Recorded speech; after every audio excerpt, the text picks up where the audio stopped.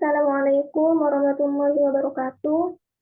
Di sini kami akan mempresentasikan proyek UAP mata kuliah Sistem Informasi Laboratorium dengan topik yaitu data pasien pemeriksaan laboratorium kimia klinik.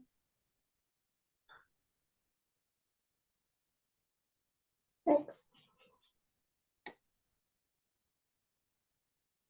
Untuk anggota kelompoknya yaitu ada saya sendiri, Ika Matun Wasila, NIM 22400-262, dan Hilwah Nafis, NIM 22400-263.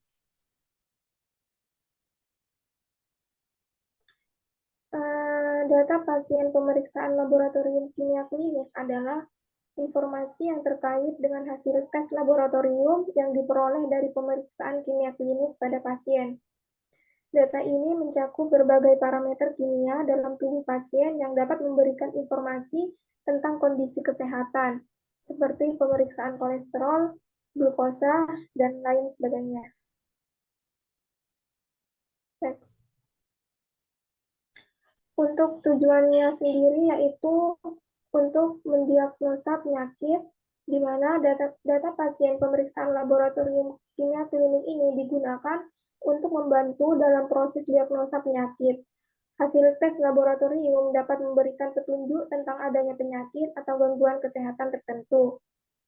Kemudian untuk riset dan pengembangan, data pasien pemeriksaan laboratorium kimia klinik ini juga dapat digunakan untuk kepentingan penelitian dan pengembangan ilmu kedokteran. Informasi ini dapat membantu dalam memahami pola penyakit, tren, dan memperbaiki pemahaman kita tentang kesehatan dan penyakit. Next. Untuk manfaatnya yaitu pengawasan dan pemantauan kondisi pasien.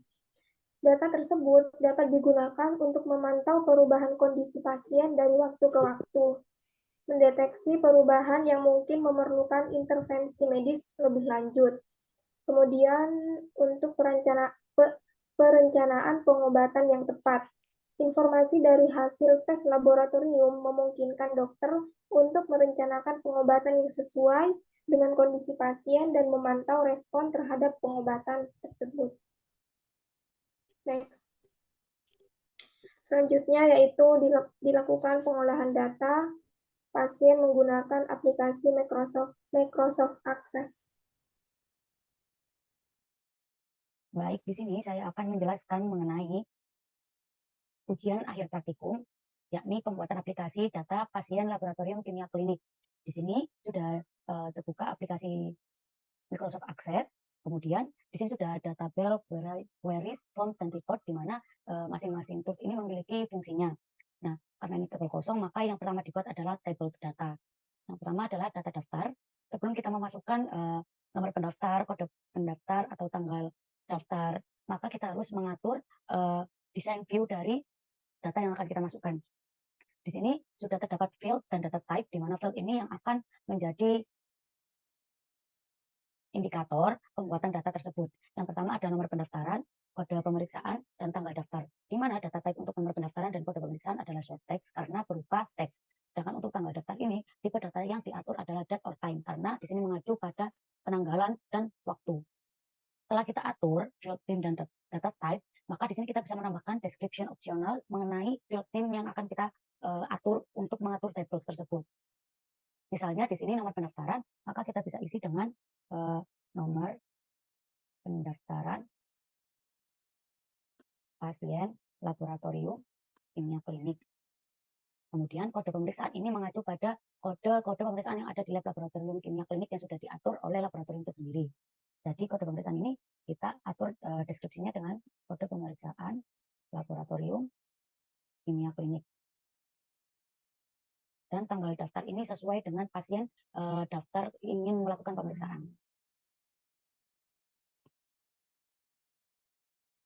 Jika sudah seperti ini, maka kita atur ke datasheet view untuk kita. Nah, di sini tertulis you must first save the table, yang artinya sebelum kita beralih ke pemasukan data, kita harus menyimpan terlebih dahulu. Baik, di sini sudah ada data yang akan kita olah, nomor pendaftar, kode pemeriksaan, dan tanggal. Di sini kita bisa rapikan dengan cara Kita atur lebarnya seperti ini.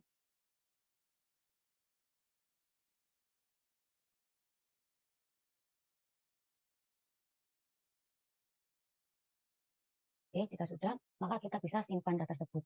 Nah, kemudian data tabel yang kedua adalah data pasien laboratorium. Yang tadi adalah data daftar, kemudian data kedua adalah data pasien laboratorium.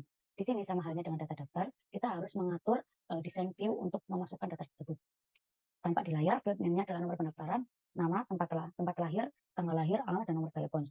Untuk nomor pendaftaran, nama dan tempat lahir sengaja kita short teks karena berupa teks. Kemudian tanggal lahir ini date or time karena mengacu dengan penanggalan, serta alamat dan nomor telepon short text karena berupa teks. Untuk deskripsi ini kita bisa atur tergantung dengan deskripsi dari pemeriksaan kita atau field kita. Jika sudah di sini, maka kita save terlebih dahulu dan kita beralih untuk ke data sheet view untuk kita memasukkan data. Nah, di sini sudah terdapat beberapa data, yakni nomor pendaftaran, nama, tempat tanggal lahir, alamat, dan nomor telepon. Jika sudah, kita simpan data tersebut.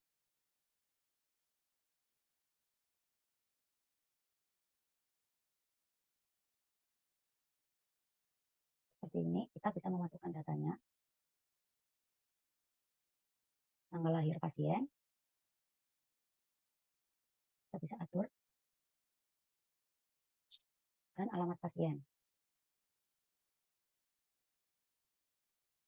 Ini. Jika sudah, kita save data tersebut. Kemudian kita beralih ke tabel selanjutnya, yakni data pemeriksaan yang mencakup kode pemeriksaan, nama pemeriksaan, biaya, durasi, dan tanggal pendaftaran. Untuk data sheet view-nya terlihat seperti ini. Untuk biaya sendiri kita atur currency karena ini adalah nominal atau mata uang. Jadi kita atur sedemikian rupa.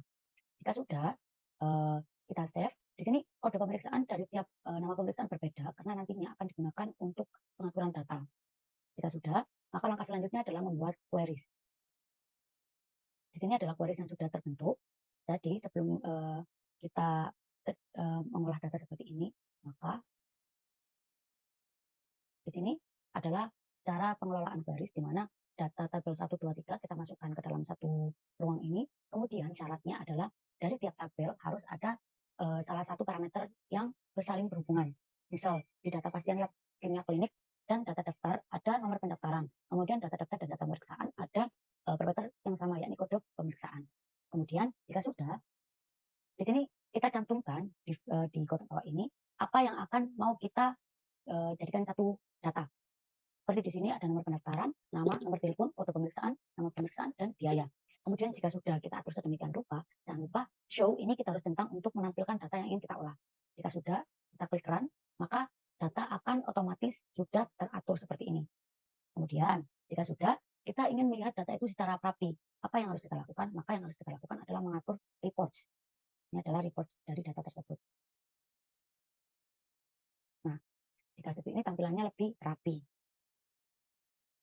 Baik, kemudian langkah yang terakhir adalah kita membuat form untuk memudahkan atau membuat aplikasi ini agar menjadi lebih bagus. Ini yang pertama, form yang saya buat adalah menu. Di sini maka nanti tampilannya adalah seperti kita membuka salah satu aplikasi laboratorium kimia klinik, maka tampilan pertama adalah seperti ini. Langkahnya adalah dengan mengklik create, kemudian form, maka nantinya kita mengatur button-button yang akan kita jadikan tombol di sini. Di sini ada 3 button, yakni data pasien, pendaftaran, dan rincian biaya. Kemudian jika kita klik pendaftar, maka otomatis akan laju ke form pendaftaran. Nah, untuk itu kita membuat 4 form. Yang pertama menu, kemudian yang kedua pendaftaran, yang ketiga data pasien, yang keempat adalah rincian biaya. 3 button tersebut akan otomatis masuk ke dalam form-form yang telah ditentukan. Jika pendaftaran ini masuk ke pendaftaran, jika data pasien masuk ke data pasien, jika rincian biaya maka akan menampilkan harga-harga pemeriksaan dari laboratorium kimia klinik seperti itu. Kemudian button tersebut juga membutuhkan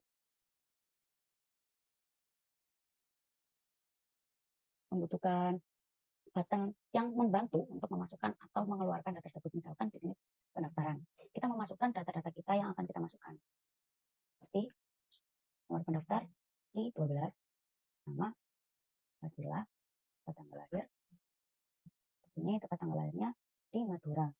Tanggal lahirnya 12 206.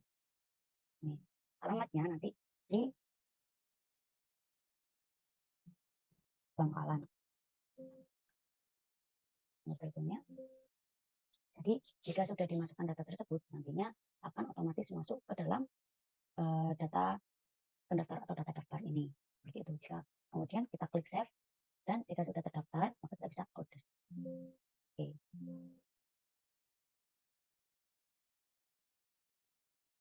Jika sudah seperti itu,